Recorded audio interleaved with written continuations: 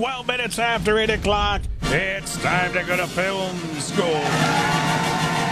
Film study professor Joe Fortunato joins us on Friday. And I think you guessed this one, right?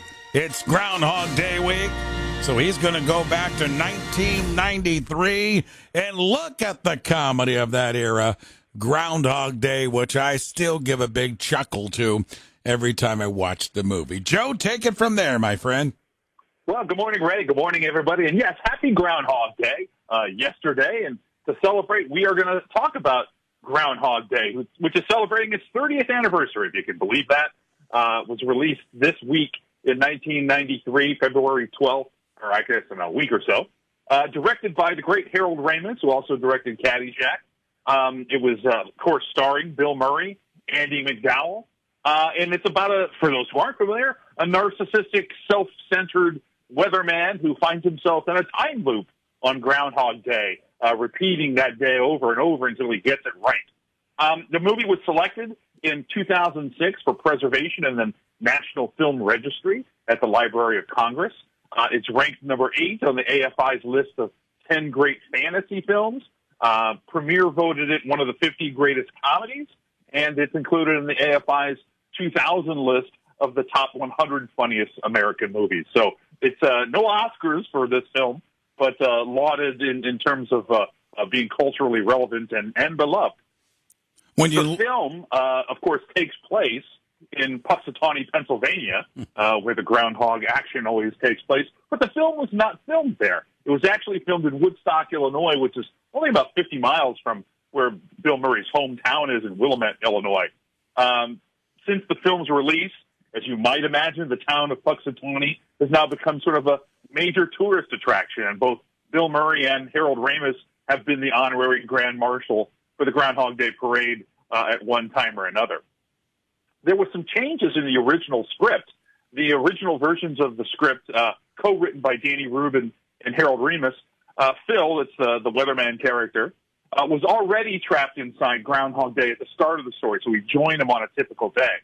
But that was changed to him finally or discovering this on the way.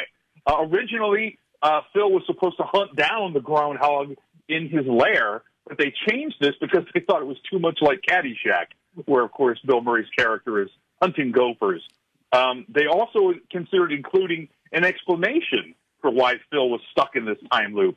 One of the possibilities being that he had been cursed by a scorned lover or someone he had verbally abused. But they decided it was best just to leave it a mystery. So, those are the changes that were originally in the script. In fact, Bill Murray was bitten twice by a groundhog during the shooting, actually having to have anti-rabies injections because the bites were pretty severe. Joe Fortunato with us, Film School on Groundhog Day, and we like to get into the casting, Joe, and just like most Bill Murray movies, Brian Doyle Murray also in this movie. Yes, Brian Doyle Murray is Bill's brother, and he does appear in a lot of Bill Murray's movies, and Harold Ramis movies, too. They're friends and co-workers. Speaking of casting, Harold Ramis wanted Tom Hanks for the lead role. I guess everybody wanted Tom Hanks back in those days, but they decided against it because they thought Hanks was too nice. They also considered Chevy Chase, Steve Martin, Robin Williams, Michael Keaton, and John Travolta. They all considered them too nice compared to Bill Murray because the character, as you know from the film, has to have a little bit of an edge. Michael Keaton actually turned it down because he was confused reading the script, which is sort of ironic because he would go on to start a film called Multiplicity, which is as equally confusing. And for the role of the female role that was played by Andie MacDowell, they actually considered singer Tori Amos for that role. Wow, that's interesting. I had no idea about Tori Amos being considered. I had a chance to see her in concert all those years ago. So you mentioned there was zero filming in Punxsutawney, Pennsylvania, but they had some outside shots of like Pittsburgh and going into Punxsutawney, but they did not go to Pennsylvania, huh? Not generally, no. I mean, most of it was filmed in Illinois, as I said. Now, kind of going back to that moment about being nice or too nice or whatever. Bill Murray, actually, although he has been known to be difficult sometimes on set, when they were filming one of the scenes in outside, as you were mentioning, on a location, they noticed hundreds of spectators who were just viewing, the filming activities. So Bill Murray went to a nearby bakery, ordered 500 Danishes, and paid for them himself, and they distributed it to all the people there. So it's kind of a nice gesture.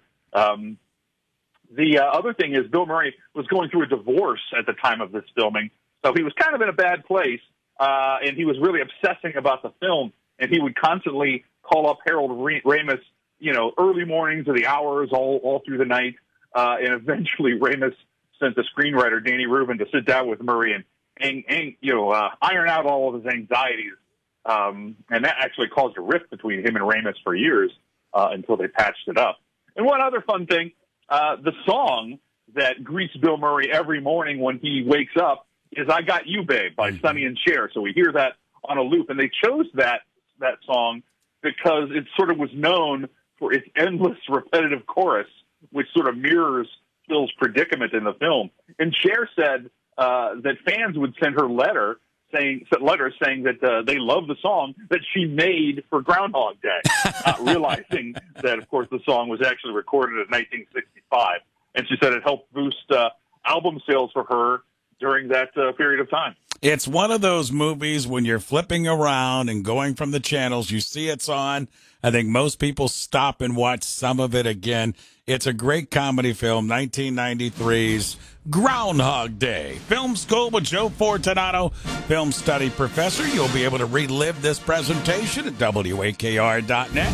Joe, my friend, as always, thanks for the time. We'll catch up next. This is it.